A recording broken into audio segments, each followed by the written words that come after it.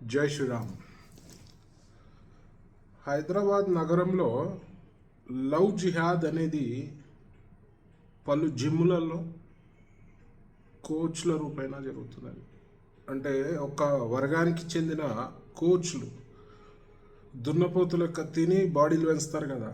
Brain అయితే ఎట్లయినా ఉండదు అనుకో. బాడీలు పెంచి హిందూ అమ్మాయిలని ఎరవేసే ప్రయత్నాలు లవ్ జిహాద్ జోరుగా జరుగుతున్నది.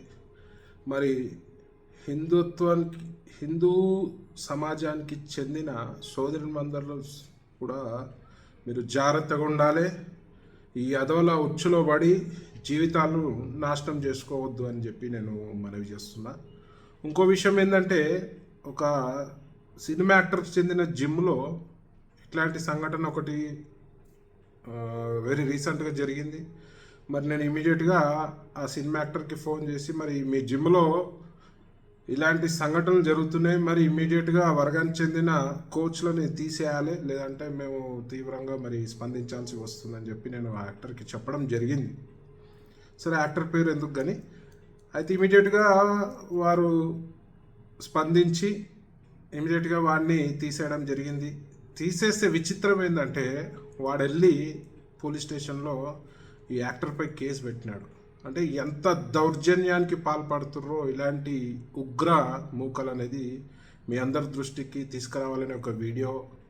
మరి హిందూ సోదరులు అందరూ కూడా,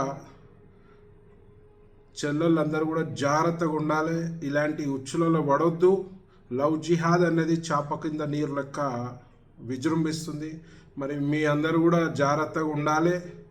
ఎక్కడ తల్లిదండ్రులు కూడా పిల్లల్ని అడ్డగోలుగా జిమ్లలో వదిలేయొద్దు. ఆ జిమ్ పరిస్థితి ఏంది, అక్కడ ఎవడున్నాడు కోచ్, ఎలాంటి కోచ్లు ఉన్నారు, మరి ఏంది అక్కడ సీసీటీవీలు ఉన్నాయి, అన్నీ కూడా మీరు చూసి మీ అమ్మాయిలని అందరినీ కూడా ఆ జిమ్లలో జాయిన్ చేయాలి.